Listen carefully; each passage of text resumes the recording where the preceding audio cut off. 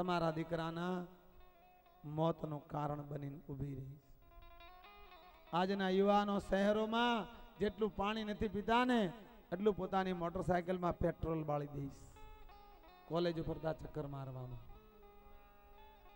શું કહો આ સમાજને દયા આવે એટલા માટે મારા છો ને એટલે કહું તમારા બાળકોને સાધના આપો. પછી સાધના આપશો, સાધનો આપશો તેને જીવતા શીખવાડશે.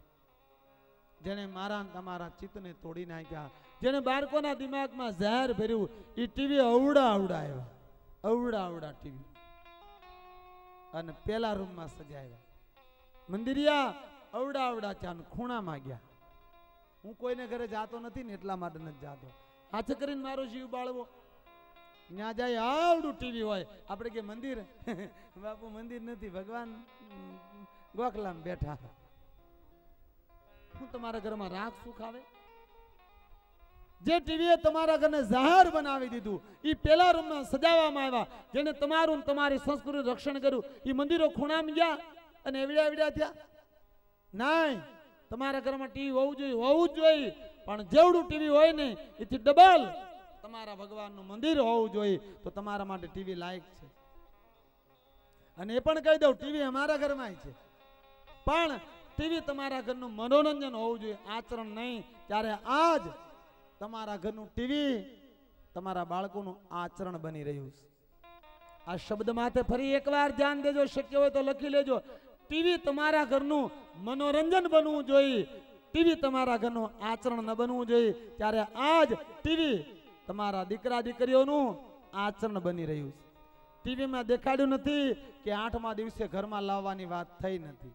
ટીવીમાં દેખાડ્યું નથી કે 8મા દિવસે તમારી દીકરાએ પહેરવા માટે માંગ કરી નથી. ટીવી આચરણ ન હોઈ શકે, ટીવી મનોરંજન હોઈ શકે. એમાં બતાવેલી માત્ર ફિલ્મ છે. આ એમાંય સારા વિચારો હોય તો સારું હોય, પણ આપણે સારું પકડવાના આદિ નથી. મારા તમારા બાળકો ફેલ ગયાનું મૂળ કારણ સાધના નથી આપી. 16 વર્ષની ઉંમરે આરોતી તપસ્યા કરવા જાય છે. આપણે ત્યાં દીકરો અને દીકરી બેયને સાધના કરવાનું વિધિ વિધાન છે. આજ ઘણી જગ્યાએ સવાલ પૂછે કે બાપુ દીકરાને કેમ કોઈ વ્રત ન આવે, દીકરીઓને કેમ વ્રત આવે? તો ઘણા શું જવાબ આપે ખબર? કે દીકરીઓ એટલા માટે વ્રત કરે કે એને પતિ હારા મળે. દીકરાઓને કોઈ વ્રત કરવાની જરૂર નથી, કારણ કે અમારા દેશની દીકરીઓ કોઈ નબળી છે જ નહીં. નહીં, આવા હડી ગયેલા જવાબ ન હાલે. ઘણા વક્તાઓને આવા જવાબ દેતા મેં જોયા. નહીં, જવાબ એવો આપો જેનું પ્રમાણ વેદોમાં હોય, જવાબ એવો આપો જેનો પુરાવો ઇતિહાસ હોય. જો દીકરીઓ આ દેશની ખરાબ ન હોય તો ઘણાના ઘરમાં એવી વહુ આવે આખા પરિવારના કટકા કરી નાખે. ઘણાના ઘરમાં એવી વહુ આવે મા બાપને રઝળતા કરી દે ને ઘરવાળાને ક્યાંય લઈને વહી જાય. તો આ ક્યાંયનું છે, ભારતનું નહીં. તો નહીં, આવા ખોખલા જવાબ નો હાલે. જવાબ પ્રમાણિક હોવો જોઈએ, જેમાં વેદોની સહી હોવી જોઈએ. વૈદિક જવાબ આપું, ધ્યાનથી સાંભળજો. આપણે ત્યાં દીકરા હું કામ વ્રત ન કરે, દીકરીઓ શું કામ વ્રત કરે? આપણે ત્યાં ભૂતકાળમાં એવો નિયમ હતો કે દીકરો 7 વર્ષનો થાય એટલે એને ગુરુકુળમાં મૂકવામાં આવતો, અને શિક્ષણનો પ્રારંભ 7 વર્ષ પછી થાય. આજે બાળક માટે જે અત્યાચાર શરૂ થયા છે ને, એ મને બિલકુલ ગમતી વાત નથી. 7માંથી 5 આવ્યા ને હવે તો 3 આવી ગયા. એમાંય નર્સરી થઈ ગઈ. શું કામ? કે માઉને હાંસવાનો પડે. એટલે માં જે સંસ્કાર આપે ને એ શિક્ષિકા ન આપી શકે. બાળકના બચપન છીનવી લીધા આ લોકોએ, બાળકને મશીન બનાવી દીધા. 4 વર્ષથી તો એના મગજમાં એન બીન છીન નાખવા મળે. એટલે એને ક્યાંક રમવા ભમવા જો, એને ક્યાંક 5 વર્ષનો મોજ કરવા જો. 5 વર્ષ તો એને કઈક એનું બચપન રમવા જો. રૂપિયા કમાવાની આકાંક્ષા, ડિગ્રીઓની ભૂખે આ દેશના બાળકોનું જીવન છીનવી લીધું, ઝેર કરી નાખ્યું. બાપ, હું આવી વાતોમાં તો ચોકડી મારી દો. આવી વાતો મને મંજૂર જ નથી. 7 વર્ષે, મારી ઉંમરમાં 7 વર્ષે દાખલો મળતો. 7 વર્ષ પહેલા સ્કૂલમાં પ્રવેશ નહોતો. 7 વર્ષે દીકરો ગુરુકુળમાં જાય ગુરુ નિશ્ચય અભ્યાસ કરતો હોય એનું જાગવું નિયમ, એનું જમવું નિયમ, એનું સૂવું નિયમ, એનું પ્રાર્થના નિયમ, સવારની સંધ્યા, સવારનો યજ્ઞ પૂરી જેટલો દિવસ એનો હોય એ પૂરેપૂરો એનો વર્તમાન સાધનામાં જાત. હજી મારા વિદ્યાલયમાં આવજો, અમારા આવ્યા છે વાઘોબા બાપુ. રોજ સવારમાં 7:30 યોગ એટલે યોગ જ, પછી પ્રાર્થના, પછી નાસ્તો. અમારા 5 ધોરણથી ઉપરના કોઈ પણ બાળકોને મંત્ર બોલાવજો, તમામ બાળકોને કડકડાટ મંત્ર આવડતા. એટલું નહીં, અમુક બાળકો તો યજ્ઞ આખો કરાવી દે મારી સાથે રહેવા વાળા. આજે શિક્ષણ જાહેર થઈ ગયું સમાજમાં. 7 વર્ષે ગુરુકુળમાં દીકરાને મૂકવામાં આવતા. સાધુઓના હાથમાં દેશમાં શિક્ષણ હતું, એટલે શિક્ષણમાં સંસ્કૃતિ હતી. જેદુના હલકા લોકો શિક્ષણમાં આવ્યા ને તેદુને આ શિક્ષણની પથારી ફરી ગઈ. જેને ખુદમાં લોહીમાં સંસ્કાર નથી, જેને બોલતા નથી આવડતું, એવા તો મારા ને તમારા ગામમાં શિક્ષકો આવે. તમારા બાળકોને હું રાખ ભણાવે? ગુરુકુળમાં યુવાનોને મૂકવામાં આવતા અને 25 વર્ષ સુધી ગુરુકુળમાં રહેતો, પૂરો સાધના, એક સિંહ જેવો યુવાન તપસ્વી થઈ અને પરિવારમાં આવતો, સાધના કરતો ગુરુકુળમાં. અને આપણે ત્યાં દીકરીઓને ગુરુકુળમાં મૂકવામાં ના આવતી. દીકરીઓને ઘરે રહી અને સાધના કરતી, અભ્યાસ કરતી. આપણે ઘરે રહી દીકરી અભ્યાસ કરતી અને સાધના કરતી. સાધના કેવડા ત્રીજ વ્રત, નંદા વ્રત, જયા પાર્વતી વ્રત, ફૂલકાંજલિ વ્રત, આ બધા વ્રતો ગૌરી વ્રત એટલા માટે કે દીકરી આપણે ઘરે રહી અને સાધક બનતી, ઉપાસના કરતી, એના જીવનને પરિપક્વ બનાવતી, એક ઉજસ્વાન ઉર્જાવાન બનાવતી. અને એ પણ કહી દઉં, 16 વર્ષ પહેલા કોઈ વ્રત ન થાય. જેટલા તમે દીકરીઓને વ્રત કરાવ્યા ને એ તમામ વ્રત ઉપર હું ચોકડી મૂકી દઉં. હું કડવો લાગુ ને એનું મૂળ કારણ આ છે કે તમારી વાતોને મૂળમાંથી કાઢી નાખું. ખોટી, બિલકુલ ખોટી, હા મૂળમાંથી ખોટી. કોઈ પણ વ્રત 16 વર્ષ પહેલા થાય જ નહીં. મારી પાર્વતી 16 વર્ષ પછી ગઈ તપ કરવા. 16 વર્ષ પહેલા કોઈ તપ નથી બતાવ્યું. આ 10, 12, 13 વર્ષ છોકરીઓને જે તમે કરાવો ને એ રમત છે, વ્રત નથી. અને એક એ વાત પણ કહી દઉં, આ જેટલા વ્રત થાય એટલા વ્રત ઉપર હું ચોકડી મારી દઉં. શું કામ? કે કોઈ વ્રત શાસ્ત્ર માન્ય નથી. આ દીકરી જયા પાર્વતી, પહેલી તો ભૂલ 16 વર્ષની હોય નહીં. બીજી ભૂલ, એ જયા પાર્વતીનું વ્રત કરે ત્યારે ભગવાનની પૂજા કરવા જાતી હોય એટલી તૈયાર થાય, એની વાત ન પૂછો. આપણને થાય કે આ પૂજા કરવા જાય, પ્રદર્શન કરવા જાય, ઓલું પહેરે ને ઓલી લટ્ટુ કાઢે ને ઓલું ગાય ને હું કેવી લાગુ છું. હવે તું કેવી લાગવા જા, પૂજા કરવા જા. તપાસ કરજો વડીલો, મારી વાત કડવી લાગે તો ક્ષમા કરજો. એટલા નખરા કરે, એક વાત પૂછો ને. થાળીને રૂમાલ ઢાંક્યો હોય, મંદિરે જાય, ના જઈને રૂમાલ ખોલે, લે દીવો ભૂલાઈ ગયો, તારો દે, માગ્યા દેવે પૂજા ન થાય. જોગમાયા, થાળીમાં દીવો છે કે નહીં એને ખબર નથી, આ પૂજાનું રાખફળ મળે. અને એક વાત એ પણ કહું કે જેટલી દીકરીઓ પૂજાપો લઈને જાય ને એ 5 રૂપિયાનો 10 રૂપિયાનો પૂજાપાન પડો આવે, એમાં પૂજાપો હોય? એમાં પૂજાપો ન હોય, એમાં ખાતર હોય. 2 બળી ગયેલા લવિંગ, 3 તળી ગયેલા તજ, 2 હળી ગયેલા હુપારી, એ બધું ખાતર પૂજારી પાંદડા માથે મૂકે, પછી બધું ભેગું કરીને ડોલમાં નાખીને ઉકળે નાખી આવે. 500 દીકરીઓ પૂજા કરવા જાય, 2,500 નો પૂજાપો ઉકરડામાં જાય, એનું ફળ મળે? હું પૂજારીનો દીકરો છું, મેં મારા હાથથી આ બધું પૂજાપો ઉકળે નાખ્યો. એ પૂજારી બેઠા, પૂછજો ને કે પૂજાપામાં ઉપારી હોય ખાધા જેવી હોય? આવી પૂજાના ફળ મળે? 5 દીકરીઓ પૂજા કરીને આવતી ને ઉભી પૂછજો કે બેટા ક્યાં ગઈ હતી? પૂજા કરવા ગઈ હતી. શંકર ભગવાન માટે હું ચડાવેલું હતું એને ન ખબર હોય, કારણ કે એની પૂજામાં ધ્યાન જ નથી. બસ મોજ મજા. વ્રતમાં જેટલા અપરાધો થાય ને એટલા ક્યારેય નથી થતા. પૂજાપો ગ્રહ્ય હોવો જોઈએ. દાનમાં 2 ભેદ છે, ધ્યાન આપજો વડીલો. જ્યાં સુધી નિંદા ન કરે, નિદાન કરે. તમે ખરાબ છો ને એવું વ્યાસપીઠ કહેવા નથી માંગતી. આ અસત્ય છે ને આ સત્ય છે, બેની દિશા પર પ્રકાશ કરે, નિંદા ન કરે. નિંદા સાધુ ક્યારેય કરે જ નહીં. એને શું લેવા દેવા તમારા? નિદાન કરે કે આને કારણે આ બીમારી પેદા થાય, નિદાન ન રતાય આ વ્યર્થ, આ સત. દાનમાં બે ભેદ બતાવ્યા છે, ગ્રહ્ય દાન અને અગ્રહ્ય દાન.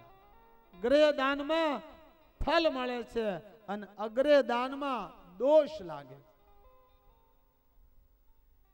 ગ્રહ્ય મતલબ દાન કરો પછી સામેના માણસને ઉપયોગમાં આવે એને ગ્રહ્ય દાન કહેવાય. દાન કરો સામેના માણસને ઉપયોગમાં ના આવે એને અગ્રહ્ય દાન કહેવાય. તો આપણે દાન કરીએ ગ્રહ્ય છે? પોતાની જાતને પૂછજો તો જવાબ આવશે. આપણે 25 લાખનો બંગલો બનાવીએ, એમાં વાસ્તુ લેવા માટે બ્રાહ્મણને બોલાવે, પછી યજ્ઞની વિધિ લખી દે, એમાં 5 ધોતિયા લખ્યા હોય. પછી આપણે રાધનપુરમાં ધોતિયા લેવા જાય, દુકાન વાળો 100 વાળા 150 વાળા 200 વાળા દેખાડે. આપણે કઈ આવા નહીં તો 20 વાળા જો અમારે બ્રાહ્મણ ને દેવા. બ્રાહ્મણ પહેરે હું પાણી ગાળે તો પૂરા હોહરવા જાય. તમે 25 લાખનો બંગલો બનાવી ક્યાં પણ 500 ના ધોતિયા યજ્ઞમાં ન મૂકી ક્યાં? આનું ક્યારે ફળ ન મળે મારા બાપ. આ એક ધોતિયું મૂકો પણ એવું મૂકો કે બ્રાહ્મણ નો દીકરો એને પહેરી હકે. ફેશન વહી ગયેલી હાડી હોય ને માતાજીને ઓઢાડી આવે, બેહી ગયેલા કેળા હોય મંદિરે દઈ આવે. બે ભગવાનને કેળા ધર્યા હવે નાખી દેવાના હતા એમ કે ને માતાજી. સાળેલા ઘઉં માગવા વાળાને દઈએ. કેવી આપણી દાને જવત ખરા. ડોશી મંદિરે જાય ને કેળા ને લૂમાં મૂશી કરે, બેહી ગયેલા કેળા હોય ને લઈ જાય. આપણે કે હારા હારા ભલે છોકરાને ખાવા રહ્યા, ત્યાં પૂજારી છોકરા નથી. ભગવાનને ગળી ગયેલા કેળા ધરે પછી ભગવાન છોકરાએ ગળી ગયેલા દે. તમારે એક બાપુ બહુ કડવા શબ્દ કહે નહીં બાપ. દાન ગ્રહ્ય કરો, અગ્રહ્ય ન હોજો. દાન દીધા પછી એક જોડી કપડા કોઈ સાધુ બ્રાહ્મણને આપો, પણ એવા આપો ઈ પહેરી શકે. એક મુઠ્ઠી અનાજ કોઈને આપો પણ એવું જે તમે ખાતા હો એમાંથી લઈને દેવું. દાન ગ્રહ્ય હોવું જોઈએ, અગ્રહ્ય દાન દોષ લાગે. આવા પૂજાપાનું કોઈ ફળ મળે નહીં. આવો પૂજાપો ધરે પછી ઓલું મીઠું ન ખાય તો ઓલું ખાય, ઓલું તીખું ન ખાય તો બીજું ખાય. 5 દી આમ ઠેકડા મારે, આમ ઠેકડા મારે. 5મા દીએ જાગરણ હોય. જાગરણમાં શું હોય? કાં તો ગંજીપતો હોય, કાં તો ફિલ્મ હોય, કાં તો દાંડિયા હોય અને કાં તો ડીજે હોય. એક કાકી હોય ને 7-8 દીવા હોય. મારે કાકા પાસે મૂકી જાય, હાલ તાર દીવાનું ધ્યાન રાખશે. એક કાકી હોય ને 8 દીવા બળતા, કાકી હુઈ જાય દીવાય હુઈ જાય. અમારી દીકરીનું અધવશેરું એ દીવો ઠરી ગયો તો માતાજી. આવા વ્રત હાલે? હવે પૂરી વ્રતની પ્રણાલિકા બતાવું અને મારી માં ભવાની આ કર્યું હતું. એકવાર જયા પાર્વતીનું વ્રત કોઈ દીકરી 5 વર્ષ કરે ને, કાળના બાપની તેવડ નથી એની માં ઘા થાય. હા, સ્વયં મારો મહાદેવ એનું રક્ષણ કરે એટલી વ્રતમાં તાકાત છે. હા, કેવી રીતે કરવાનું? 16 વર્ષની ઉંમર હોય છે એની પછી દિવ્ય વસ્ત્રો યાની સફેદ વસ્ત્ર ધારણ કરે. મારા મહાદેવને સફેદ વસ્ત્રો બહુ પ્રિય છે. સ્વયં પોતાની જાતે પૂજા કરે, કોઈ પાસે કરાવે નહીં. ભલે 5 રૂપિયાનો પૂજાપો લે પણ પૂજાપો ઉપયોગમાં આવે એવો લે. બપોરે દૂધ રોટલીનો આહાર લે, દૂધ રોટલી જ, બીજી કોઈ વસ્તુ નહીં. અને સાંજે ફળ આહાર યાની ફરાળ નહીં, કોઈ પણ ફળનો આહાર લે સાંજે. આવું 5 દિવસ ઉપવાસ કરે અને 5 દી કોઈ આ ઉપવાસ કરે ને પછી એને નીંદર ન આવે, ઊંઘ ના આવે. શું કામ કે ઊંઘ છે ને તામસ ભોજન માંથી પેદા થાય છે. તીખું, તળેલું, વાસી, મસાલા વાળું આ બધું નીંદર ઊંઘને જન્મ આપે. તામસ આહાર 5 દી આવો આહાર લે. અરે પ્રયોગ કરજો આજથી. 5મી રાત્રે એને પછી નીંદર ન આવે, ઊંઘ ના આવે. ઋષિઓનું બનાવેલું આ મહાવિજ્ઞાન છે. અને 5મી રાત્રે ગાયના ઘીનો દીવો પ્રગટાવે અને એ ગાયના ઘીના દીવાની સામે બેસે. પૂરી રાત ઓમ નમઃ શિવાય, ઓમ નમઃ શિવાય એ મંત્રનો જાપ કરે. દીવાથી 1 મિનિટ પણ દૂર ન જાય. પૂરી રાત દીવાનું ધ્યાન કરે, અખંડ મંત્રનો જાપ કરે, અખંડ જાગરણ. જાગરણ થાય સતત પરમાત્માના નામમાં ઓતપોત રહેવું. જાગરણ એટલે જાગતું રહેવું. આજની જે બેનો દીકરો કરે એને ઉજાગરા કહેવાય, જાગરણ નો કહેવાય. અને સવારમાં એ ગાયનો ઘીનો દીવો લાવી અને મહાદેવના મંદિરે જાય. હે મહાદેવ, હે કાળના માલિક, તમારો દીવો ઠરવા દેવાની વાત તો દૂર રહી, મેં મારી આંખથી અળગો નથી કર્યો. હે મહાદેવ, જેમ મેં તમારા દીવાનું રક્ષણ કર્યું એમ આજથી મારા સુહાગનું રક્ષણ કરવું એ જવાબદારી તારી છે બાપ. જા. આવા 5 વર્ષ કોઈ દીકરી કરે ને, કાળની પણ તાકાત નથી એની માથે ઘા થઈ શકે. શું કામ? એ મહાકાલનું વ્રત છે, ભગવાન મહાદેવજીનું વ્રત છે. સુહાગન સલામત રહે. આપણે ભૂલા જ્ઞાતિ પીડા, ગ્રહ દાન અને અગ્રહ. 16 વર્ષની ઉંમરે પાર્વતી અઘોર જંગલમાં આવી, એક આશ્રમ બનાવ્યો. એ આશ્રમમાં રંગબેરંગી છોડવાઓ આવ્યા. પશુઓને નિરણ નાખે, પારેવાને ચણ નાખે, ગાયોને ઘાસ આપે, કૂતરાઓને રોટલા નાખે, ઝાડવાઓને પાણી પાય. કોઈ અતિથિ આવે ત્યારે એને ભોજન કરાવે. મારી પાર્વતી ભાગી નથી, જાગી છે. એક આશ્રમ બનાવ્યો. આશ્રમના બધા નિયમોનું પાલન કરે અને મધ્ય ભાગમાં ભજન કરે. આ ઘર નથી, આને ઘર તમે બનાવ્યું, આ આશ્રમ છે. અને શિવપુરાણમાં 4 આશ્રમનું વર્ણન છે. પેલો બ્રહ્મચારી, 25 વર્ષ પૂર્ણ બ્રહ્મચર્ય, યવન ને કચે બરાબર દિવ્ય તપાવી તેજસ્વી બનાવ. 25 વર્ષ પછી 2 ફાટા, સંન્યાસ અને સંસાર. જો તમને તમારી માથે ભરોસો હોય, તમને તેવડો હોય પૂરેપૂરી સંયમને આ લડવાની, તો જાઓ સંન્યાસ લઈ લો. લગ્ન કરવા, મરવું, દુખી થવું, પડવું સંસારમાં, એવું ક્યાંય નથી લખ્યું. કોઈ જગ્યાએ બંધન છે જ નહીં કે તમારે લગ્ન કરવા જ પડે અને દુખી થવા જવું જ પડે. તમને તમારી માથે ભરોસો હોય, તમને એતબાર હોય કે તમે સાધનાના માર્ગમાં સફળ થાઓ, તો જાઓ લઈ લો સંન્યાસ, નીકળી જાઓ સાધના કરવા માટે અને કરો પરમાત્માને પ્રાપ્ત. એક જન્મમાં મહાદેવને પામી જાઓ. અને તમને સંસાર ગમતો હોય, સંસારના સુખો ગમતા હોય, ભૌતિક વિચારો ગમતા હોય, તો જાઓ સંસારમાં. સંસાર જરાય ખરાબ નથી, એક ટાચણી જેટલો સંસાર ખરાબ નથી. સંસાર જેવો દિવ્ય કોઈ માર્ગ જ નથી. જેટલા અવતારો થયા એ સંસારમાં થયા, જેટલા જેટલા ભગવાને દેહ ધારણ કર્યા એ સંસારમાં. સંસાર જેવો પવિત્ર કોઈ માર્ગ નથી. જેટલા ભક્તો થયા બધા સંસારી હતા. હું બેને 50-50% આપું છું. સંસારને 1% વધારે નહીં, સંન્યાસને પણ 1% વધારે નહીં. હું તમારા પર નિર્ણય મૂકું છું કે તમને સંસાર પ્રિય છે તો હા, જાઓ સંસારમાં, ખૂબ ભોગવો ભોગ, ખાઓ પી મોજ મજા કરો, હરો ફરો, સાત્વિક તમામ સુખ ભોગવો. લગ્ન થાય, પતિ પત્ની સુખ ભોગવો, બાળકોને જન્મ આપો, એને મોટા કરો, એને પ્રેમ કરો, એને ભણાવો, એને પરણાવો અને એને ઘરે દીકરા રમવા મળે. પછી 4થો આશ્રમ જેનું નામ છે વાનપ્રસ્થ આશ્રમ. દીકરાને ઘરે દીકરા રમવા મળે ને પછી સંસારમાં રહેવું એ પાપ માનવામાં આવે.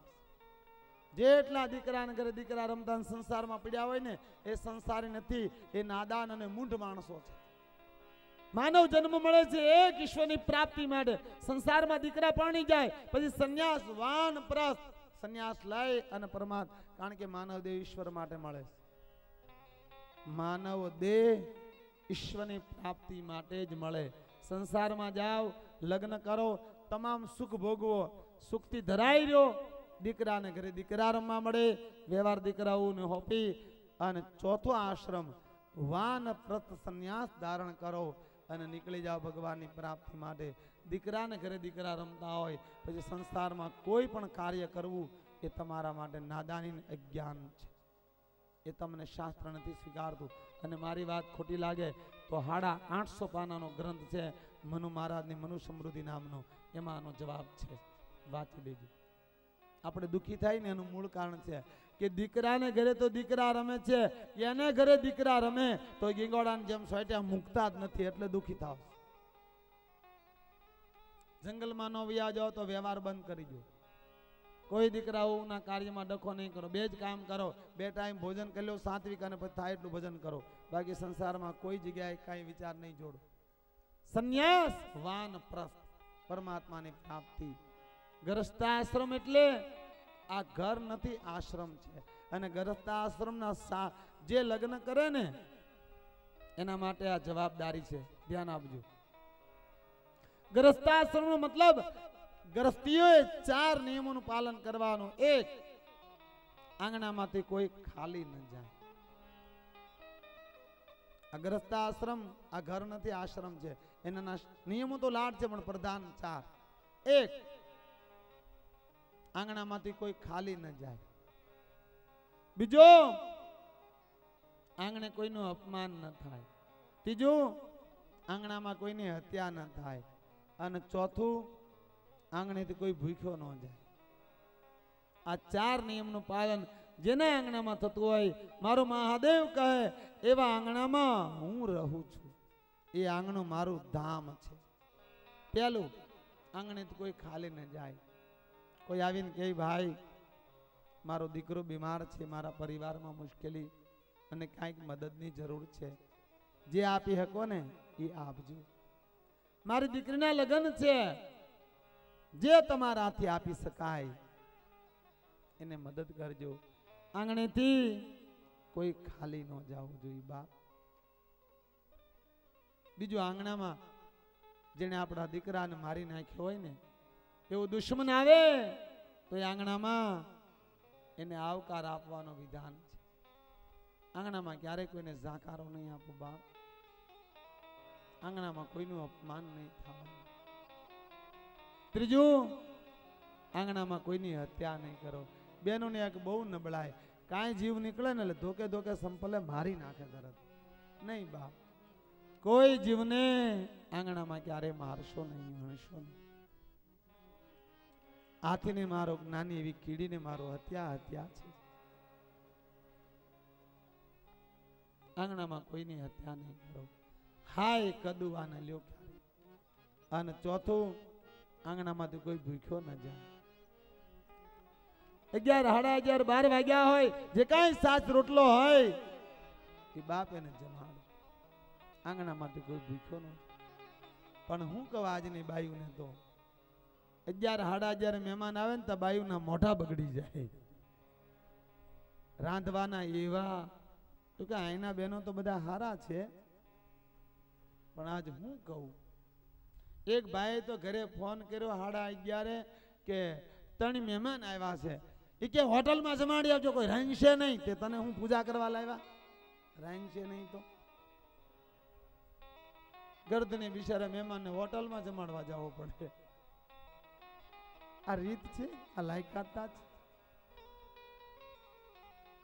મારા બાપ 12, 12:30 ચા હોય ને કોઈ મહેમાન આવીને ઉભો રહી, ભક્તનો માર્યો હોય, દુઃખનો માર્યો હોય, તમારા ભાગની થાળી હોય ને એને દાંત કાઢતા કાઢતા જમાડી દેજો. તમારો એક નહીં 1000 ઉપવાસ મારો મહાદેવ લખી લેવાના. કેવા રોટલાથી ટૂંકા થયા. એમાં શહેરમાં તો બહુ બગડ્યું ભાઈ, બહુ. આમ ડેલી ખકડાવીને થાકી જાય. પાડોશી જાગે, ઘરધણી ન જાગે, પછી પાડોશીના ફળિયામાં રાત કાઢવી પડે. અનુભવ છે એટલે કહું સમાજને. આવજો મારે સૌરાષ્ટ્રમાં ક્યારેક. રાતના 12 વાગે મહેમાન થાવ, રહોડામાંથી અવાજ આવે કે મહેમાનને કયો હાથ મોઢું ધોઈ લે, હમણાં 2 રોટલા બનાવી નાખું. મહેમાનને કયો દૂધ રોટલો ખાઈને હુવે, ભૂખ્યા હુવાય નહીં. એ મારા સૌરાષ્ટ્રની ખાનદાની છે મારા બાપ. એ કે પંડિત 1000 નહીં 1 લાખ ને ખવડાવે. દુનિયામાં દેખાડો મને આવું કોઈ ધામ. એક ટકે 1 લાખ માણા ખાય. 1 લાખ નહીં, પૂર્ણિમા હોય ત્યારે 10 લાખ ખાય. આવો બગડાણા एक एक लाख रोज जमता देखाड़ू। आवो हतादार हजारों जमे, आवो परबनी वाव हजारों जमे, आवो वीरपुर हजारों, एक एक डांगणे लाखों ने भोजन करावे बाप। क्यारेक बगडाणा में जाजो पूर्णिमा होय ने 10-10 लाख माणस जमे। આપણે ઘરે 3 મહેમાન આવે તો આપડા મોઢા બગડે। સૌરાષ્ટ્રનો સૌનું વખાણ કરું એવું નહીં માનતા, પણ મારા સૌરાષ્ટ્રમાં જે રોટલો દેવાય, મારા સ્વરાજમાં જે રોટલાની ઊંચાઈ એ દુનિયાના સારી શેડા રેખડ્યો મેં ક્યાંય નથી જોઈ। કચ્છ કાઠિયાવાડ, કચ્છમાં પણ રોટલો એવો મારા બા ઉજળો રોટલો છે। પણ જો આંગણાની વાત બરાબર સમજવી હોય ને સાંભળવી હોય તો મારે સૌરાષ્ટ્રના કવિ કાગ બાપુને યાદ કરવા પડે। શું કે મારા કાગ? એ પૂછીને જો કોઈ આવે